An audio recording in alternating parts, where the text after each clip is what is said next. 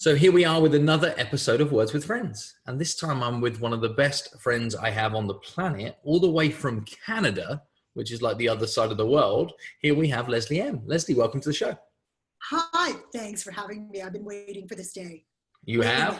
Just waiting like forever, thinking, I cannot wait to chat with Phil about one single word. I wake up every day saying that. And it's the fact that I get to spend an extended period of time with you. That's the thing that is that makes it. That makes it. Yeah. And the fact that you must be telling the entire truth here at this moment in time is obvious, because the word that I picked for you to talk about today is the word authenticity. So Leslie, what does the word authenticity mean to you?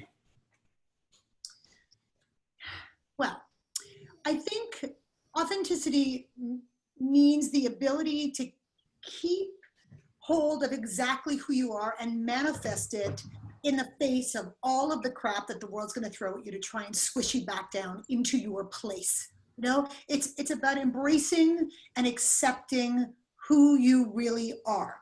But there are some conditions to authenticity, which sounds weird because it should be without conditions. Authenticity gets a really bad rap. I'm finding these days that people, say, I don't know, like it could be too authentic. Don't be too authentic. Well, no, you have to be 100% authentic, but you got to check yourself for your intention, So if your intention is to be an asshole, for example, and you are authentically an asshole, well, okay, more power to you. But don't be surprised when the world blows back on you, you know? So it's really about just holding on to the core truth of who you are in the face of the world trying to suppress that. Okay. And we live in a world right now where everybody's told, live your truth, be your authentic self, show me the real you, et cetera, et cetera, et cetera. And then we have companies and organizations saying what we're looking to be able to do is to develop best practice, create systems and processes, and look forward to people being able to deliver our brand message and become ambassadors of our truth. Now, surely those two things fight a little. Like, which version of authentic shall we pick today? Well, I don't think that process and authenticity have anything to do with each other. Process is process, and it's there for a reason. If you have to work well with others, which we have to do, process is really important because it establishes the guidelines for how are we going to do this? How are we going to march forward as a collective? But everybody has to bring their true self in that process. You want all of these people marching forward, flying their individual freak flags high, but being focused on the same goal and understanding that their intention is to satisfy or fulfill that collective goal. I mean, if you're part of a collective in some way, we all are, because it's the human race. So you can fly your freak flag high and march towards, betterment of the human race, but you got to do it with your own swagger, your own flair. Okay. But let's take an example you said a second ago, right? Is, say your boss is this arsehole, and authentically what I want to do is to punch him in the face. Should I punch him in the face? No, because what would your intention be in that case? Probably to cause him huge amounts of pain, or to respond to the fact that I thought he was being an arsehole. Or should I tell him he was being an arsehole? Shall I do that? Yeah, I think it's okay to do that, but you got to be smart. Being authentic, and you don't just want to barf your truth on people. It doesn't make sense. But if you're saying, look, my feeling is that this person is authentically an asshole, he's not going to change, or she's not going to change, and no matter what I do, I'm not going to be able to change that. It's not our responsibility to change somebody else. Then authentically you should go, screw you, this is not the place for me. But that's about you speaking your truth. Because you got to be in a world where, in a space where you can speak the truth. Because that's about truth, intention, and self-belief, which I think is the core driver of authenticity. So you're saying really this is about speaking your truth to yourself and then letting your actions lead that. So given this scenario of your boss is an arsehole and you feel like you want to punch him in the nose, or you want to tell him that he is, maybe if that's what you're feeling is, the authentic action would be to crystallize that belief, drop it into some form of self-talk, and make a decision to say, well, I'm either going to rise on up above it, put myself in a position where I hold the controls, or I'm going to step and go somewhere new, or I might authentically look to be able to bring my brilliance towards something else through acceptance of the fact that I'm not going to change somebody's persona. Yeah, because dealing with a person that is incapable of embracing your authentic, they don't want to hear your truth. They don't want to hear how you feel. They're not interested in that. They're interested in their goal and their intention, which is a crappy intention too. Okay. You know? So yeah, more power to you. Now, if authenticity is about living your truth to a point, what are the consequences of not doing that? What do you see in the world where people are, hiding behind a version of themselves that isn't true, or they're not showing up in the world with some level of authenticity? Oh man, it breaks my heart. I see this all the time. I do a ton of training across the board on all kinds of things that intersect around authenticity. And I'll like take some of my leadership training, for example. I get given these people who are identified as high performers, future leaders, and they're really stepping into really senior roles, EVP roles, VP roles. And they've come that far in their careers because they're smart, they're good at what they do, they put their heads down, they work, but I'm telling you, they have no freaking idea who they are and what their real place is in the world. And they come into me and I spend like 6 months just cracking them open like the real nuts that they are and showing them that it's okay to be flawed. It's okay to be vulnerable. It's okay to ask for help. It's okay to get angry and to get frustrated. It's how you manage those things in the context of other people without sublimating who you are that just superpowers you. And it builds your empathy like crazy. Because if you're doing that and you're asking other people to accept it of you and from you, to a reasonable degree, then you start to realize that everybody's feeling this.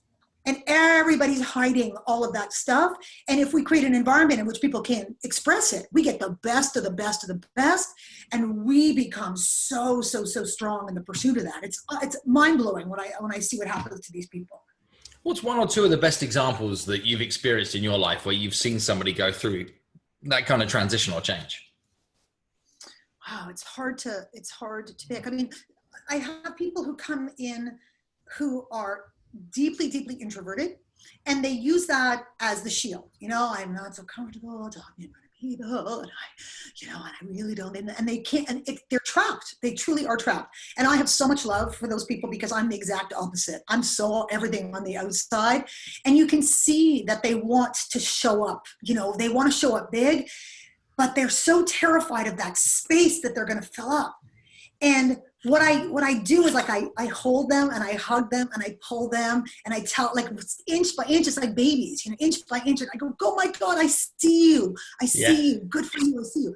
And when people realize that they're being seen, despite not having to be super demonstrative or all over the place, but just by cracking themselves open a little, we all cry. Everybody cries. We have a lot of crying going on. And they come and tell me, I realize that I'm bigger than I thought. Like I'm worthy of taking up more space in the world, which just blows my mind.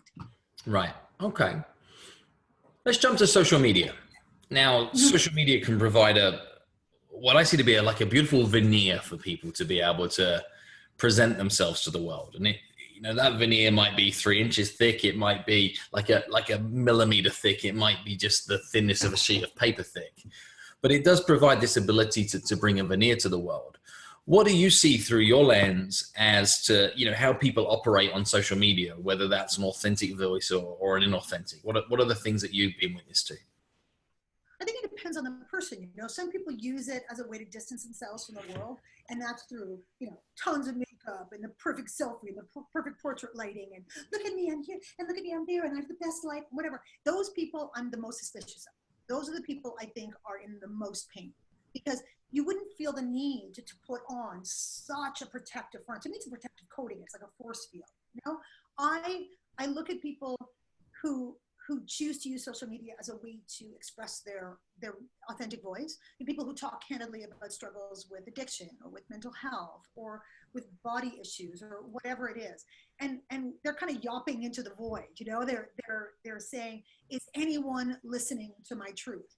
And that makes me so happy because, people are listening to your truth, unless you're a teenage girl and then, they just want to pounce on you and devour you for your truth.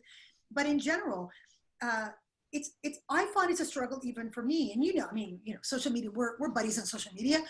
I'm pretty unfiltered. I'm pretty straight up. I tell my stories about my life and my kids and my thing. And actually today I just posted something I was sitting in my backyard and I was thinking about this in preparation for this. And I thought, you know what?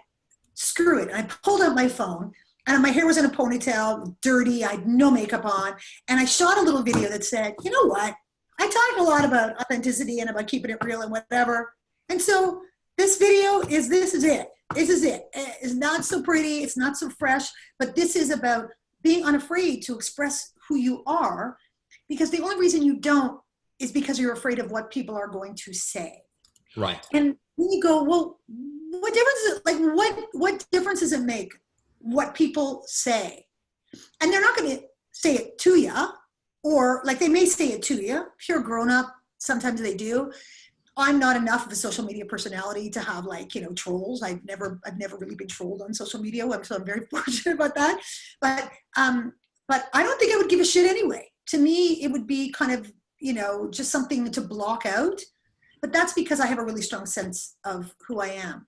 I think I have a 16-year-old daughter, and social media is the bane of her existence. She doesn't know it, but it's the bane of her existence. It's brutal because she does not understand what authenticity actually is. You know, authenticity is the consistency of the veneer. Right? It's just the brand that you build. And if it's consistent, keeping it real, girlfriend, keeping it real, you know, with my homies, with my selfies, that to her is authenticity. She would never go on social media, stripped down, no makeup, looking like a rag. It just would never happen.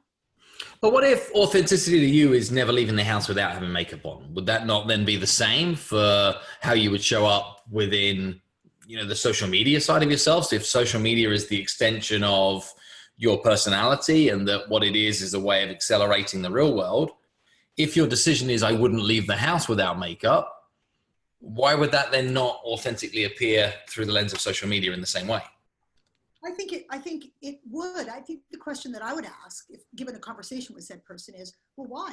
Why do you feel the need to always put on makeup when you leave the house? And if it's because I just feel I got more bounce in my step, I'm feeling my bad self, it's all good, I do it for myself, more power to you. If it's because I'm afraid that people might judge me if I don't, I think it's different. But people do judge you, right? I mean, and this is just a conversation. I mean, I rock up on stage, and if I'm delivering a speech, I will shave, I will do my hair, I will put a jacket on, I'll probably wear a button-down shirt, and my shoes will be polished. Yeah. Now, the authentic version of me does that because I believe that's what's expected of me. And then there's also a part of me that's like, man, I'd be so much more comfortable if I was wearing jeans and a t-shirt. And I don't think it'd be that much of a big deal. That's my point. Right? And I think both sides of that, though, are also true, is that I don't think I'm being inauthentic by putting a jacket on and a shirt. It's just one requires more effort. And that given the choice, I'd rather make less of an effort. But then also there's a choice and another voice inside of me that says, well, no, I like making the effort. I like to put a suit on. I like to look sharp. So I think sometimes we have these dilemmas in ourselves where authenticity isn't one thing. It's a cocktail of which multiple things are true. So what's the opposite of authentic? Well, Ron Tite, our friend Ron Tite, said the most brilliant thing about authenticity. He said, authenticity is about going into your closet to pick the outfit that you feel is best for the situation, but it's never going shopping for something that you wouldn't otherwise buy. Ooh, you know what I mean? Love it. Isn't that genius? I was like, oh, damn. I should have interviewed Ron on this word, not you. No. He just only said one brilliant, nothing else. That's it. Not what your original question was there. So, but doesn't that make sense? That makes perfect sense. It's not about you've got to have a range. We all have a range of stuff. And hey, listen, I am as subject to judgment as anybody else is. I get deeply freaking insecure. I worry about, do I look good enough? Do I sound good enough? Do I all those things? But I do everything in my conscious choice to not let it change me. Because that's my struggle. That's my journey that I have to go through. But if I start saying, well, I'm going to pretend to be someone I'm not so that people will accept me and will like me, then you lose it. Because my mother said, when I was a teenager, this was the best advice my mother ever gave me.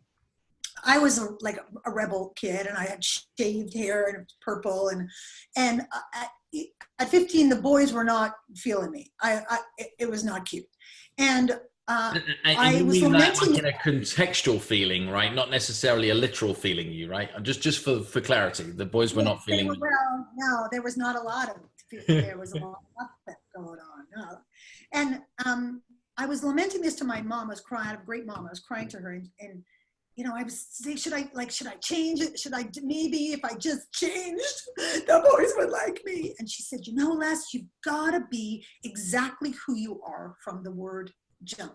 Because if you pretend to be someone that you're not, and then a guy likes you for that, at some point, he's going to figure out who you really are. And if he rejects you, then that's heartbreaking.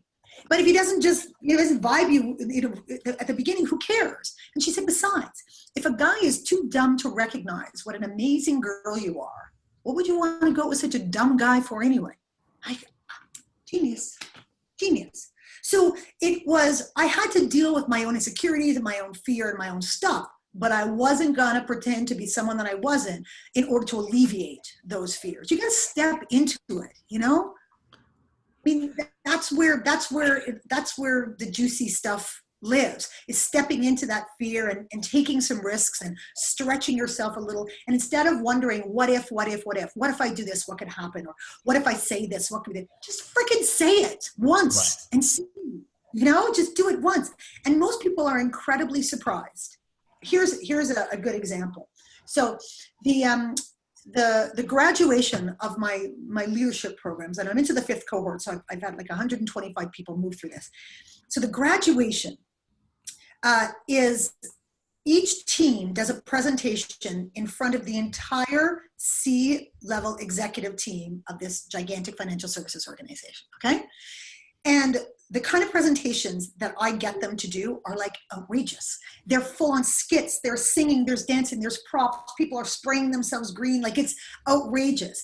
And because I like boil the frog, I move them along so slowly that by the time they're presenting, they've forgotten that what they're doing is so extreme for what this organization is used to. And instead, they're just up there feeling their bad selves. I mean, we're talking singing, dancing, craziness for executive level business presentations. And they do it with gusto. And the reaction that they get is like standing ovation, people screaming and howling and saying, best presentation ever. Now, could you imagine asking them to do that like on a Tuesday? Hey, I'm thinking, you go into your boss and maybe sing that presentation or whatever. They couldn't. But because you do it slowly and you move them along, they realize they have so much more potential, and you get them to take little tiny steps into their own authentic voices. And then it's real hard to put them back in the box. Once they're out, they are usually changed forever, which is great. Segue this in another direction. The word authentic and authenticity sometimes is translated to things like food. So it's like an authentic flavor of, or, this is more like brands. These are authentic Levi's, or like all of those kind of references to words. Authenticity kind of comes into play. How does that translate, or how do we communicate it? Particularly like the food one, like, this is authentic Jewish cuisine. It's like, what is it that makes that? If we were talking matzo ball soup, what would make it an authentic matzo ball soup?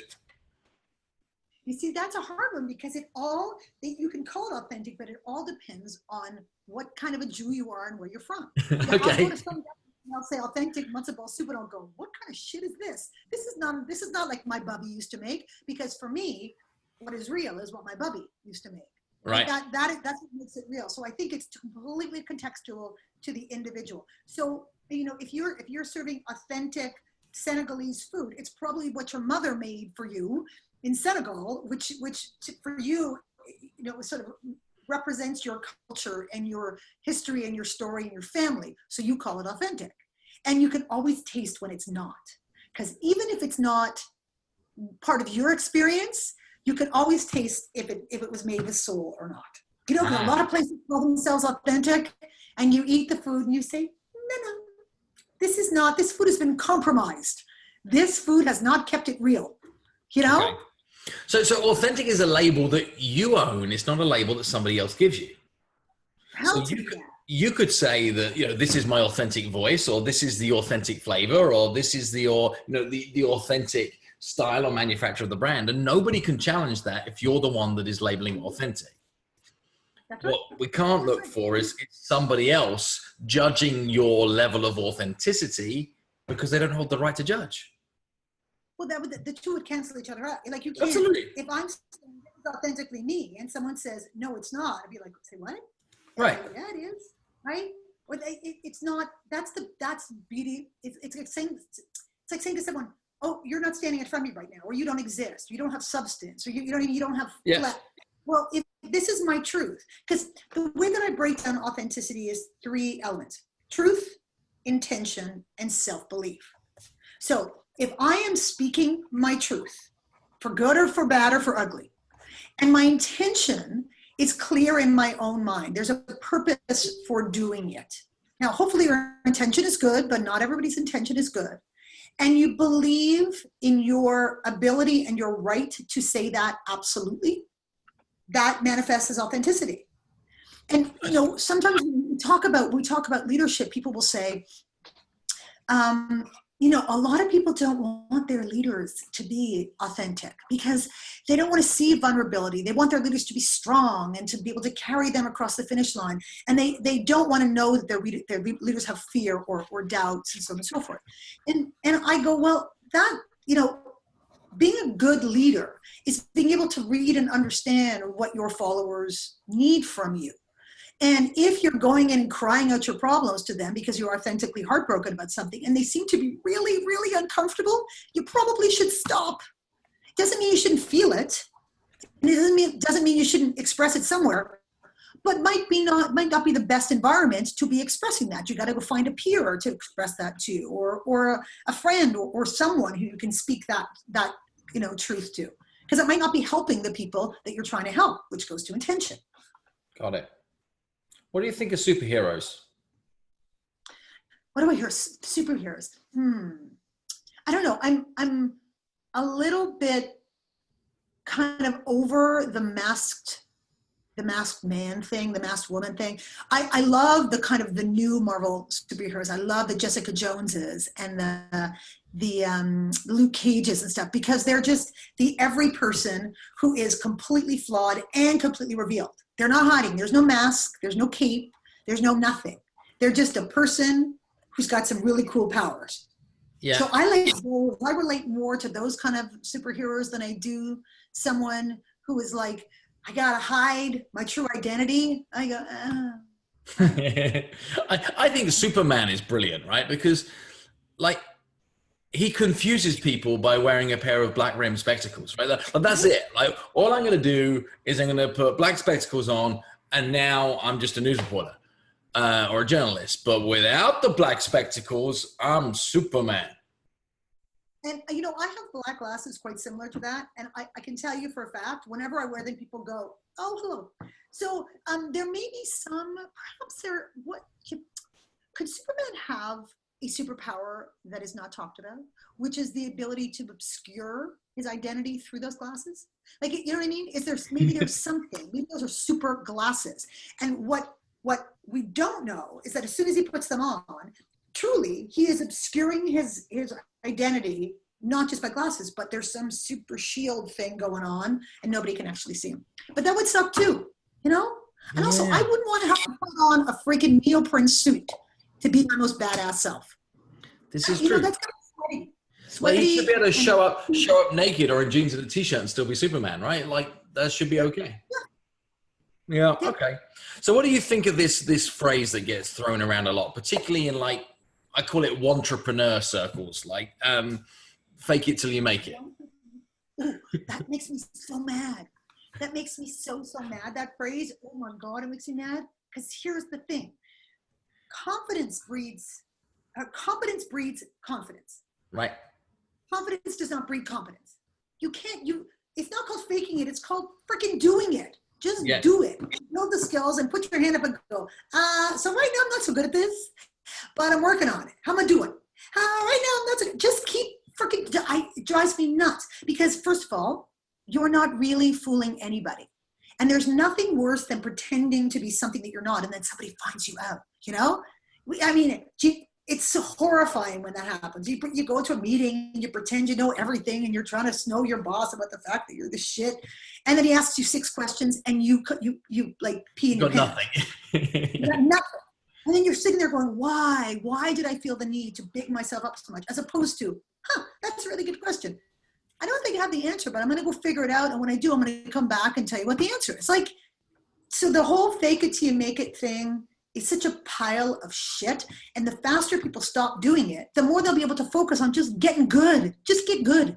Keep doing it. You know, increments. So what do they do instead, right? Because the internet tells us, like, you can wake up tomorrow a bazillionaire.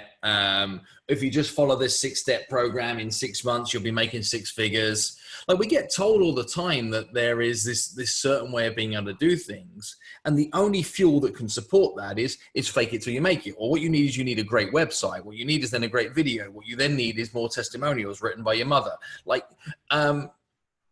what does Leslie say to those people about how they become more successful with authenticity? You've been around a long time. I've been around a long time. What do you say to that? I mean, 9 women do not make a baby in a month. It's not true. It's not real. It's not possible. You know, when you talk about building a brand, you think about the greatest brands that exist, the ones that are unimpeachable, that you know, in Melissa's words, that are invincible brands. They're the ones who have proven themselves over and over and over and over again. They didn't come out the gate as those invincible brands. They started out as something that was just really serviceable and really, you know, really amazing in terms of what they accomplished. And then over time, they just didn't fail. They just consistently did their little thing. They chugged along, and then people started to go, you know what? I like the fact that with ketchup, Heinz ketchup, I always know what it's going to taste like. I really appreciate the fact that when I wear Levi's and I'm riding my horse down the range, my pants don't split in my assless chaps. I really appreciate it. You know, I appreciate the fact that when Phil Jones comes into my room, I'm going to get some really, really serious and playful and meaningful sales training that's going to transform my people. But the first time you went into a room, the promise had to be commensurate with what you could deliver. Hey, yeah. I might have some tip. I might have a tip. Yeah, yeah. Oh, you start there, right? Like the promise is exactly that. Yeah, like I got a load of experience, and I'm going to understand your problems, and I'm going to do the best I can to talk into that with some experience. I'm not going to be the world's number one, the world's leading, or any of those things first of all. But I think I got something for you. Why don't we give it a shot? Okay. So your encouragement is, you've earned the rights to claim certain things because you've done it over and over and over and over again, right? And at that point, you can say, here's what I'm really good at. Here's what I know I've been able to help people with in the past, and so on and so forth. But imagine little skinny Phil Jones at how old? How old did he start? Well, in this game, in terms of being expert, stood at front of the room, I was 24, 25 years of age from the very kind of get-go, delivering expert-based seminars to rooms full of people. And I was skinny, and I needed a jacket just so I looked like a grown-up. And you were probably shit scared. Yeah. And if I know you, you were probably going, don't oversell yourself, Phil. Don't oversell yourself. Don't oversell yourself, right? Try and let people see exactly who you are and see if you can help them. Genuinely, authentically help them. Yeah, and I think that also, just to be true to the listener right now, in the early stages of my career, I was reaching for the best version of the truth on anything that I could from my backstory to be able to support and give credibility towards a moment. There were no lies there, but we were taking best version of the truth from everywhere, of things that had been achieved, things that had happened, things that I could be able to plug up to say, no, I am good enough. I am experienced enough to be able to do this. So we shouldn't go without our armor if we've earned our armor, right? You'd be an idiot to go to war without wearing protective clothing if you've done the training. Why is it armor? Why do you call it armor? Why does it have to be referred to? Well, because I think sometimes we all have insecurities, and having the ability to lean on some things that help bolster you up is no bad thing. Now, you know, I'll have things around my desk here right now where I'm working that are, to me, they're affirmations. To anybody else, they wouldn't look like an affirmation, but the object itself talks to me in a way that tells me I got this. There are certain things that I enjoy to be able to wear that provide me certainty or confidence. There are things that I have within my routine about how I go about doing my business that if that routine gets messed with, it affects my ability to be able to show up with a level of confidence that I know that people would expect from me. So I don't see it as armor as a bad thing. I see it as armor as a good thing. And that I was smart enough to collect the experience. That means that when I go to do a thing, I take some stuff with me that is going to increase my chance of success in the moment. In the same way that I think if a soldier went to war, there'd be an idiot to turn up without their weapons and without their armor, knowing somebody's going to throw spears at them. That wouldn't be the most intelligent or even authentic way to be able to show up if what you were trying to do was to deliberately make yourself vulnerable when you could have made yourself strong. I hear what you're saying. I think it's the use of the word armor, because I think about vulnerability as being strength. Right. So I go, well, you want things to support you, and you want things to fall back on, or you want things for sure that reinforce your confidence or affirm your abilities and so on. But as soon as, for me anyway, I find I'm at my worst when I feel like I have to protect myself from the world. That's when I start to lose my shape. That's when I go, who are you? And it happens to me sometimes when I'm around certain people, or when I get, you get intimidated or you whatever, and then you start talking and you think, who are you, you idiot? You've lost your mind, and you need to stop and get back into your own body. And so I think the armor is kind of that defensive measure to protect yourself from the world. And I am at my best when I'm the most vulnerable, I find. Okay. And in many circumstances, I would agree. I'm just going to give an alternative thought to the view that armor is protection. Is armor could be protection. It could also be prepared. And to be prepared for situations that we understand we're going to be presented with because we have the experience of having been in these situations before, for me would be a good thing. I feel more prepared in armor as a professional speaker, knowing that in my bag, I have 3 different versions of an Apple dongle that would allow my presentation to be able to work. And I've got the mental preparedness to say that whatever might happen on that day with a technical failure, I've got this.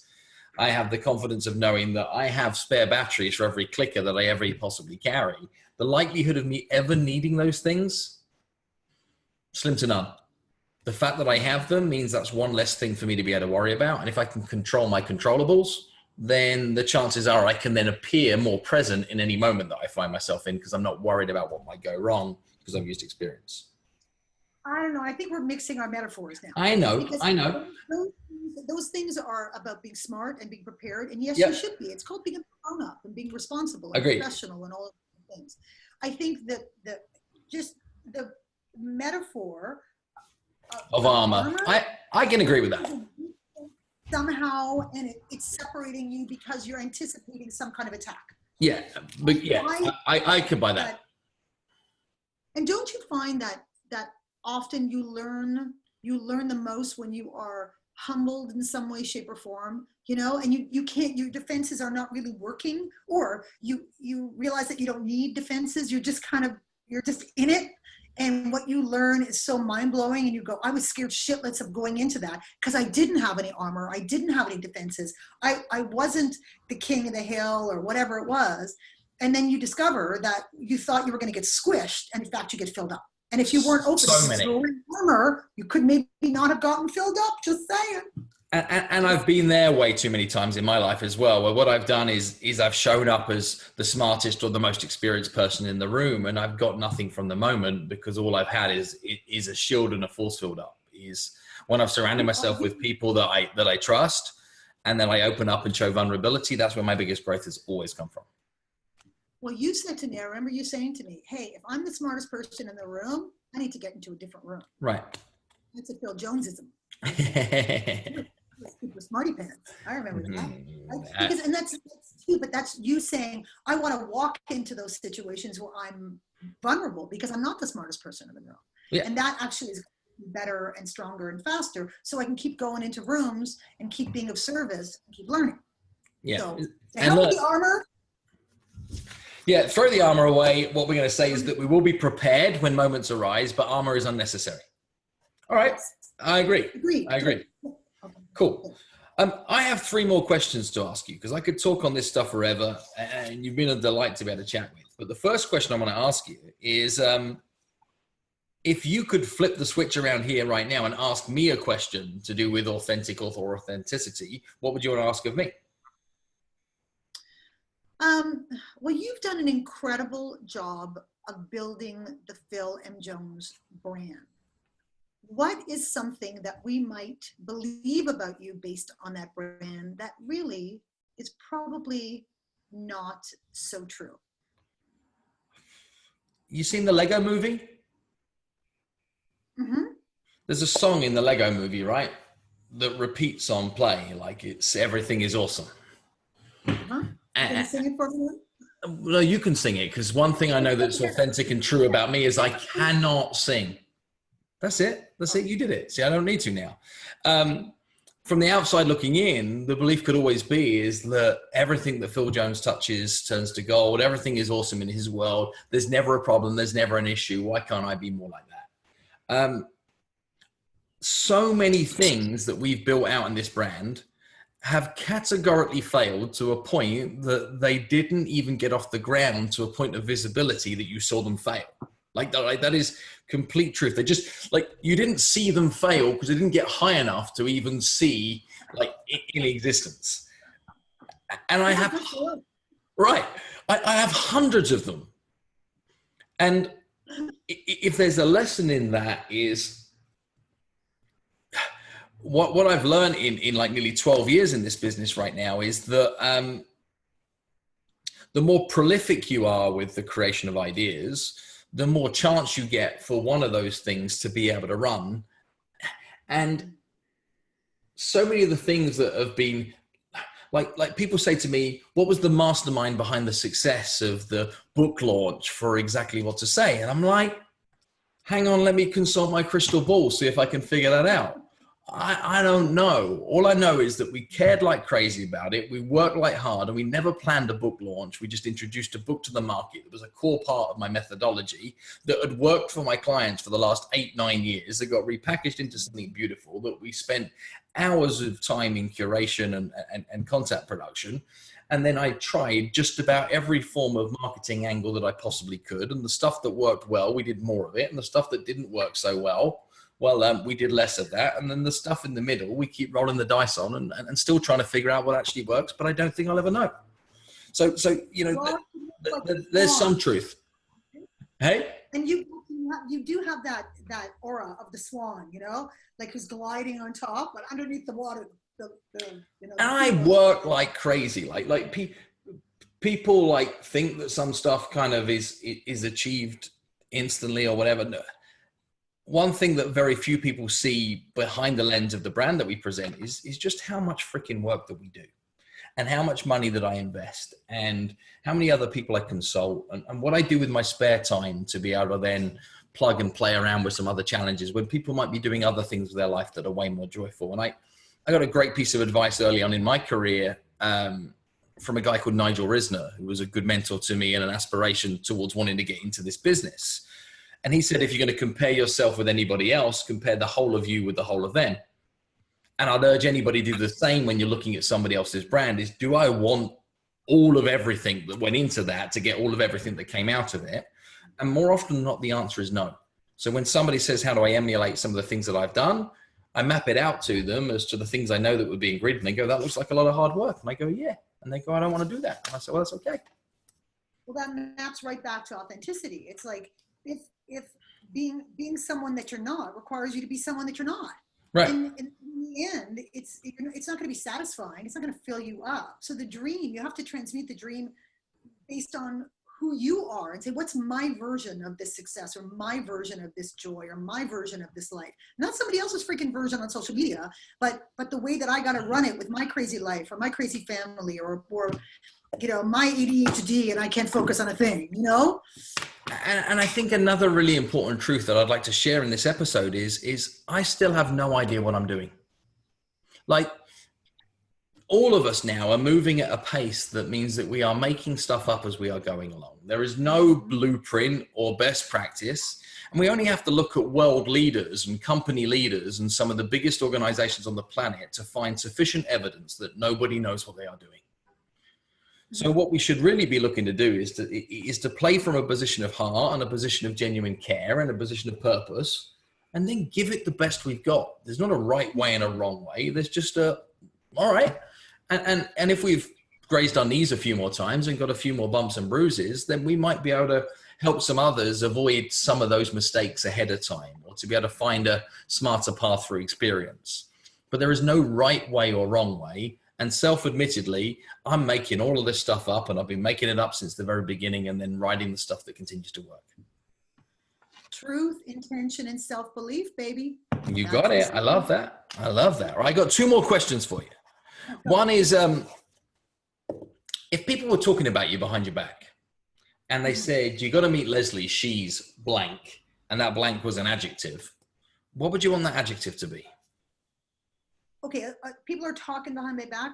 Do they? Yeah, not necessarily in a bad way. That there's just a conversation that's happening that you're not present in, that you get the privilege of being able to be a fly on the wall. People are using an adjective to describe Leslie Ehm. They say Leslie Ehm, she's blank. What word would you really hope or love that they're using to describe you?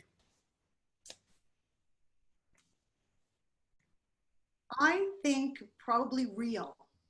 You're just real. They're so real.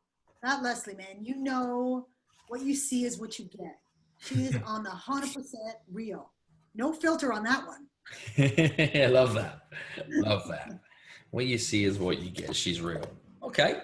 Which I guess gets me to final question, which is, what are you all about? Like, and how do people find out more about you? And if they want to maybe plug into some of the stuff that you really do when you're not talking to me about authenticity, what's the story? Where do they find you? Well, I have kind of two, ego, alter ego kind of thing. I'm the president and chief fire starter at Combustion Training. We're a boutique training company based in Toronto, but we train all over the world, focusing on communication skills, leadership, creativity. That's kind of our focus. And we're a different breed, I guess, of training company, because we're not trainers. We're subject matter experts who learned to be trainers, and we create wild and amazing experiences that really have the potential to transform people. So that's really cool. And I spend part of my time speaking, and I speak a lot on, guess what? Authenticity, which I call swagger. That's owning authenticity in a whole new way, and saying authenticity in its true manifestation is what gives you swagger, as opposed to it being an external manifestation. It's the internal manifestation. And I speak on creativity and storytelling and so on and so forth. So I'm on a plane, on a train, and an automobile doing my thing. You can find me either sort of Leslie Ehm Speaks website, Instagram, Facebook, or combustionco.com for all of your training needs. And when you can't find me there, you're going to find me in the boxing gym. Which is another story, and I'll let people be able to find out on that by plugging into your Twitter, your Instagram, and those kind of things, and seeing what you get up to in your spare time.